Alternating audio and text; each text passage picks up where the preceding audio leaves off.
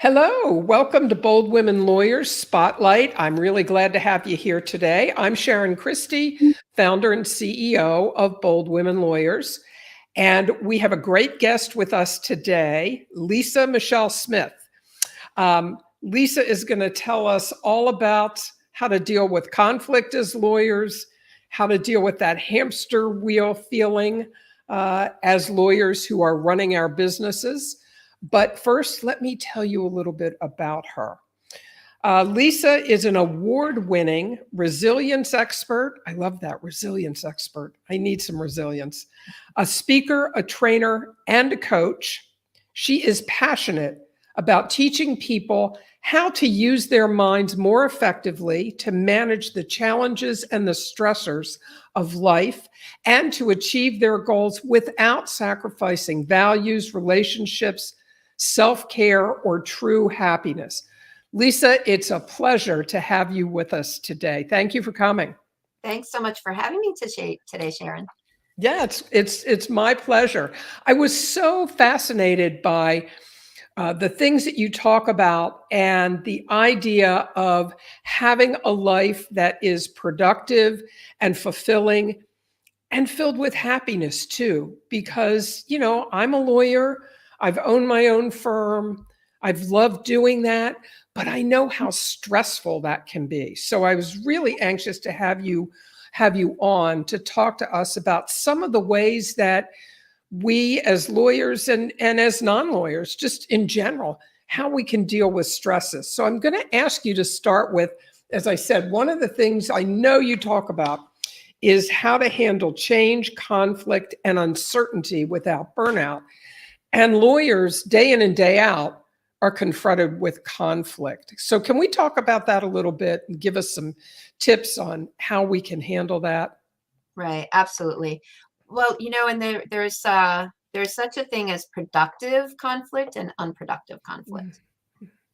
So when we're looking at conflict, we look at it as, where is there something to be learned from this conflict, right? Because conflict is always a sign where there's things that aren't matching, right? And usually with conflict, we're dealing with people, and there's a mismatch between expectations or values, from the people involved, whether it's just two people or whether there's several people. Mhm. Conflict is always a sign of a mismatch of expectations or values. And, trying to argue your point and convince the other person that you're right and they're wrong is not going to get you anywhere, right? And so it's really a matter of looking at how can we create something productive out of this conflict, because there's an opportunity for conversation and understanding Mhm. of, the other person's point of view. So if we really want to have any kind of resolution, we have to seek first not to be understood, but to understand, right? I think that was Francis Assisi, right? So Yes. speak not, right? Don't try to continue to push your point and try to make the other person, change their mind, because they're in the same position of wanting to, feeling like their opinion, their perception, their values, their expectations are perfectly normal or rational, and should be understood, whereas the other person's going to feel the same way, right? And trying to make the Right. other person wrong and yourself right is just an exercise in futility. And so, mediation is about finding where there's the commonalities, right? Mhm. What does everybody want, and where can we find, the commonality between what people want? And a lot of the work that I do with the positive intelligence, which I can share a little bit more about today, is with conflict or any challenge or setback. There's always an opportunity for learning, growth, or inspired action. Well, let's talk about that a little bit because for many lawyers, especially trial lawyers, I mean, conflict is what they do. That's why we have lawsuits. My position is this, your position is that. We're fighting it out in court. Mhm. And so throughout the process, they're dealing with conflict with the other side's position. Many times it's conflict with the other lawyer. And that just is so draining over time. So I'd love to hear more about, how can you, understanding that that's the nature of your business, it is a business about conflict. How can lawyers be better to themselves so that you're not so drained by it all the time? And maybe that's where positive intelligence comes in. Yeah, I mean, the positive intelligence can come in here. There's a lot of different tools that I use and I teach my clients how to use to be able to change their perception of things, change their emotional response to things. So, a lot of the challenges that we have and the conflicts are based on the meaning that we're giving to a certain situation and the perception that we have, the lenses by which we are seeing the Mhm. situation, right?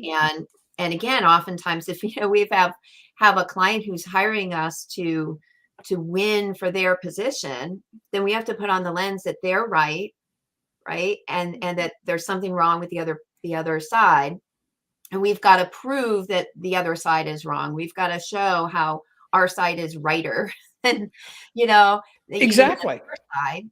And Exactly. and then there's a judge who has his own perception about how they're perceiving the arguments on either side, etc. But if we're taking it to just to a personal level of not allowing the energy of conflict to be burning us out or creating additional stress, that's where learning to utilize emotional mastery tools is so important. So we don't have to absorb the negative energy of people around us and what they're doing and their emotional responses to things. Mhm. uh, and if we do, there's tools that I teach my clients how to use to clear that fairly quickly, fairly easily. So EFT, emotional freedom technique, is one of the tools that I use with my clients and I teach them how to use for themselves, which literally helps to release the emotional impact of things, right? And our emotions are simply actually chemical responses from our Mhm. brain based on whether we're interpreting that we're in a threat situation or a safe situation.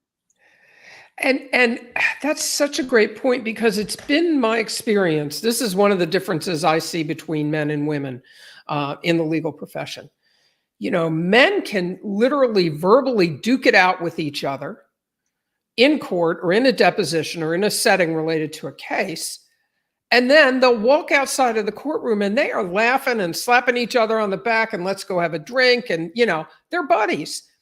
Yeah. Women have a much harder time with that. We tend to become a lot more emotionally invested in the case, the client, the argument. And but it can tend then to cloud your judgment. And I know that that was something that I recognized pretty early on that I was struggling with. So when somebody recognizes that and says, this is really getting to me in a way that it really shouldn't, it's not healthy for me and it's not healthy for the case. Right. What are some things they can do to try to deal with that? Right. So one of the things that they can use is actually the EFT. Mhm. So the emotional freedom techniques, which is an acupressure stimulation technique.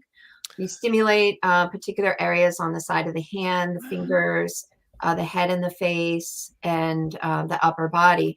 And these specific trigger points, these are similar to the thousands that are all around the body that acupuncture Mhm. uses. But with EFT, it's more simplified, and we use 8 to 12 main particular trigger points. But when we stimulate these trigger points through tapping or rubbing or applying a pulsing pressure or with acupuncture, sticking a needle in it, we actually literally help to flip the switches in the nervous system in the brain that help to turn off the sympathetic nervous system and the fight or flight mechanism. And it actually helps to turn on the parasympathetic nervous system and activate prefrontal cortex. And so the hindbrain is the primitive brain. And when we perceive any kind of threat, that gets activated and produces different kinds of chemicals. It releases catecholamines and adrenaline and produce negative emotions within us. And it activates the sympathetic nervous system to prepare for the fight or the run, even though it's usually not something that we're actually physically having to fight off. But our body is still, trained to those primitive instincts. So what we see happen in the brain and the nervous system is that when we're stimulating these particular points that have been identified, that it literally flips those switches and it starts to deactivate the activation of the hindbrain, and it starts to activate the prefrontal cortex area of the brain for executive function, for creativity, problem solving, logic, and the ability to produce serotonin, endorphins, dopamine, and oxytocin, which are all the feel good chemicals that help to produce what we label positive emotions. And it activates the parasympathetic nervous system, which allows us to feel the sense of calm, peace, ease, and like we're safe. So it's very effective and very quick, just stimulating these points for a couple of minutes in this rhythm. Really, you can notice like, I start to. Yeah, no, that's very important, because when you're in the middle of it, when you're in the heat of battle, so to speak, you're in a deposition or you're in court, and you can't get up and walk out. Much as you might like to at times, you can't do it.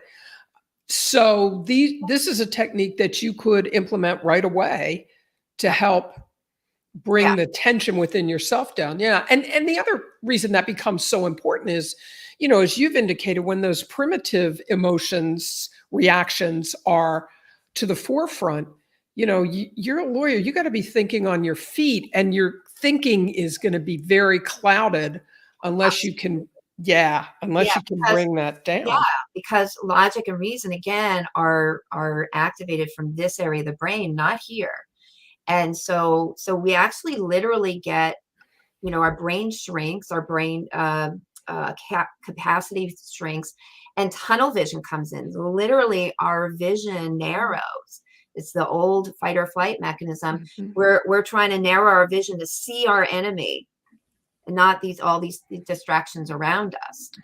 So our literal vision narrows, and our figurative vision narrows, and our ability to think like on our feet and effectively and logic and reason, that kind of goes out the window. But when you stimulate, do some of these techniques like the EFT, you can actually flip those switches and get this activated a little bit more. And there's some like finger points that I can teach my clients to use so that it's not so obvious as some of these other points, like up here on the face, and finger points. So even if other people are around you, even if you're trying to still do your argument, you are still able to activate that decrease, of the that mechanism happening. And then there's also the PQ reps, which is another technique that I teach, which is mindfulness-based exercises in 10 seconds. That also can be done anytime, any place, and discreetly without even people knowing that you're doing it. That's some of the positive intelligence work. So it's the self-command muscle that's activated when we tune in with such narrow focus for 10 seconds at a time on any kind of our senses. So we can, if there's a person in front of us, we can just totally tune into their eyes and the look of their eyes, and just notice everything you can about their eyes, their eyelashes, their eye color, their pupils, the variations in their eyes, the white versus the all of that, for just totally total 10-second awareness, or feeling your toes wiggling in your shoes, or gently rubbing your fingers together with such attention you can feel the ridges of your fingertips, or notice something about the sound around you, or the sound of that person's voice, or notice the feel of your heartbeat or your respiration and noticing your breathing. Or again, it can be tied into any of your senses at any time, in any place, no matter what you're doing. Just fully focusing your awareness on some of those sensations. And when you go to your body and you tune into your body, that also signals these internal mechanisms. And I'm here right now. I'm safe. I'm not under attack. Exactly. Exactly. Those are great. Those are great suggestions. So that, helps when you're in the battle or you're dealing with the difficult client. Those emotions certainly come up, or it's a difficult conversation you need to have maybe with a great client, but you may be delivering some news that's going to be difficult. So that's all very helpful. Now, let's move on a little bit to, the stresses of owning your own business. And this is true for all business owners, but certainly for lawyers who are solo practitioners or are in small firms. We're all running small businesses. Mm-hmm. There's a lot of stress that goes along with that. Yeah. So you had talked about the hamster wheel effect and what that feels like and how to deal with that. So can we talk about that for a little bit? Tell me what you mean when you say hamster wheel, and how do we get off that hamster wheel? Yeah, absolutely. Well, and I can tell you, I've been in business for myself. I've been a solo practitioner doing this work with the coaching and the behavior change and training for 16 years now, full time. So I totally get it, right? And I'm wearing all the hats, in my business. And there's always something more to do, right? You're never, your to-do list is never done, right? And so it's really managing the priorities, right? And figuring out what's the priority and what to focus on. And there are some days where, you've got tighter deadlines, you've got, bigger projects, you've got a big case, coming up, et cetera, that you're preparing for. And so there's these natural ebbs and flows, to our business. And when we're in that more sort of pressure time, that's where we tend to feel more of being on that hamster wheel. And so the things that I use with my clients are things that I've used for myself, right? And so these tools have allowed me to recognize when I'm feeling in that state of stress, and where I notice that I'm starting to actually get clenched up. And I know that it's time for me to stop and do some resetting. So it's allowing yourself the reset. So important. Like top athletes know, there's a time to train and there's a time to rest and recover. And if those top athletes did not schedule in and know the importance of following through on the rest and recovery time, they wouldn't have what it takes, when crunch time comes, when performance time comes.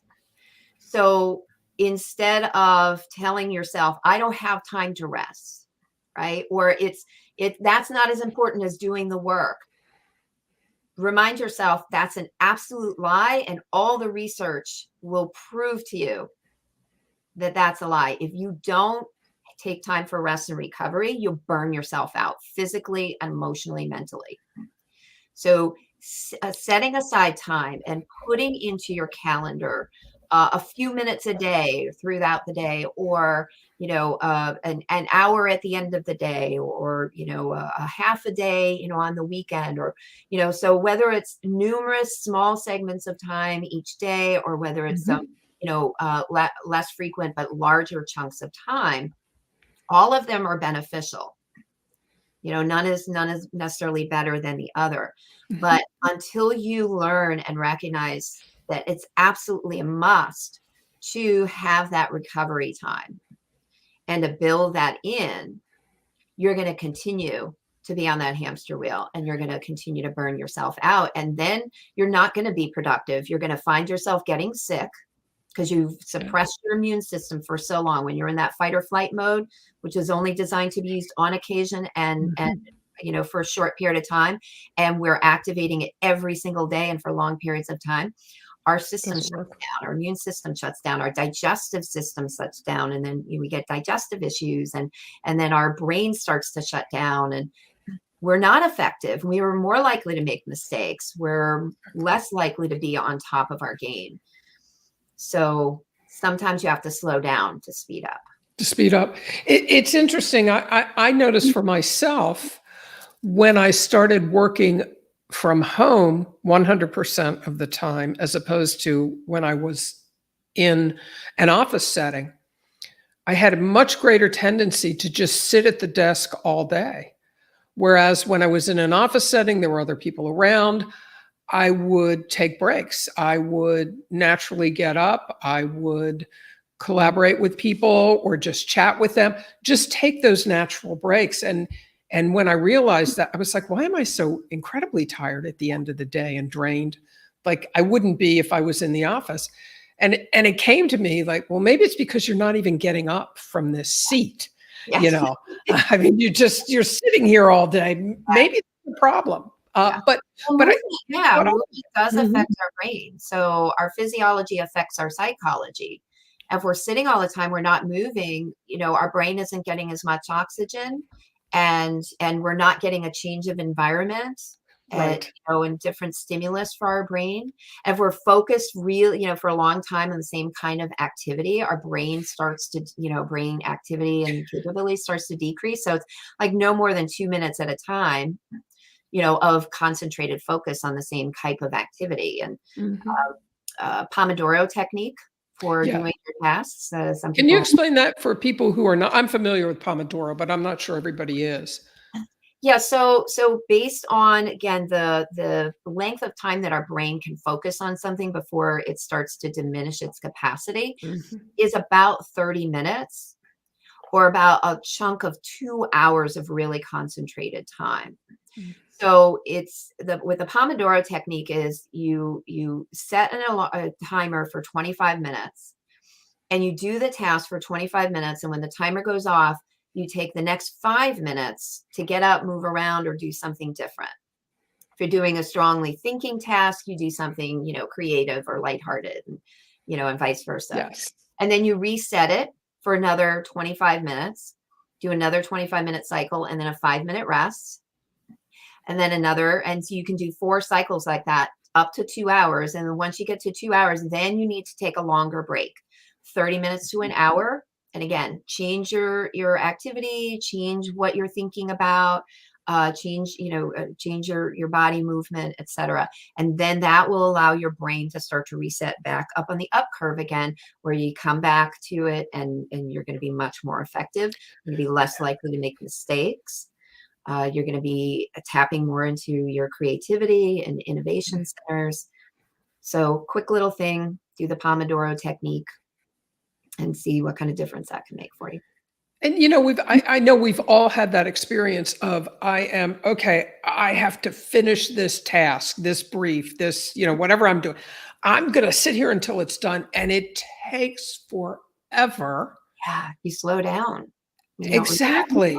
And yet, if I walk away and for a while, or maybe until tomorrow, and I'm fresh and I sit down and boom, it's done. Yeah. Right. Yeah. Or new ideas were coming to you that, Yes. you're feeling stuck on. Exactly. Exactly. Exactly. And then it's like you're revved up again. It's the same thing with vacation. And people that tell me, "Oh, I've had my own business and I haven't had a vacation in 3 years." I'm like, "What are you doing?"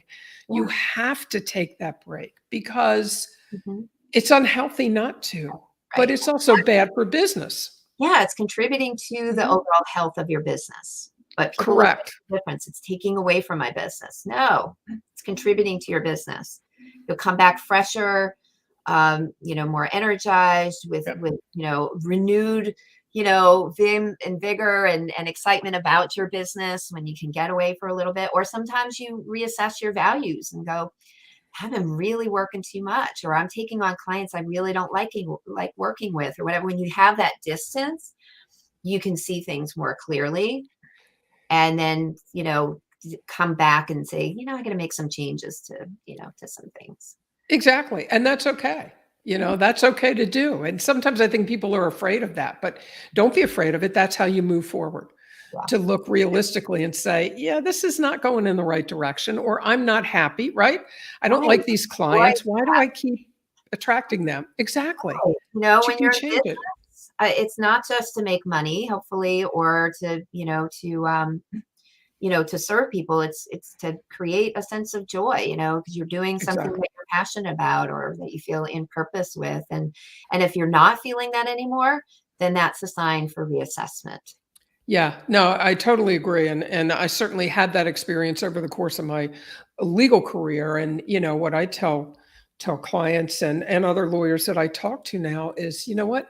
At the end of the day, you need to do the work that feeds your soul, Yeah. and there's lots of work you can do as a lawyer, but if you really are just not happy with the work that you're doing, there's plenty of other choices out there. Yeah. And you can make a different choice, but you have to assess it and make that choice, and you can't do that, yeah, without stepping back a bit.